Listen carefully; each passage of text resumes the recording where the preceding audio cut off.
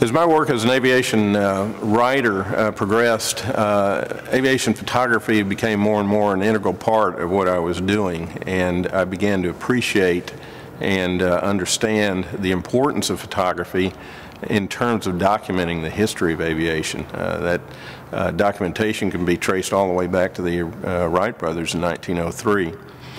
It began to occur to me that there were unrecognized contributors, if you will, to my books in the form of photographers who had for many years documented the evolving development of aircraft and aircraft designs. And as a result, aviation photography became more and more an important part of my life. I knew or was associated with probably 100 or more aviation photographers around the world.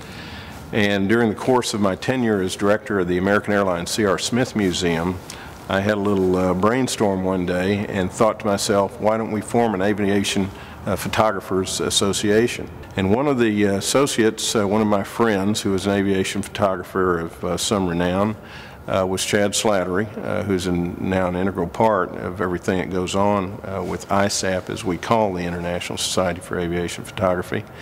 And I called Chad and said, you want to team up and let's get a little organization going of aviation photographers.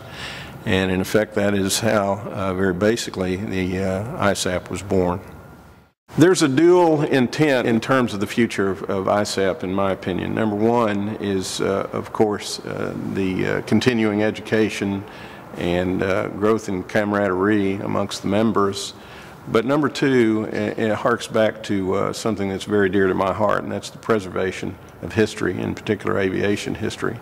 And photography is a critical element to that preservation process.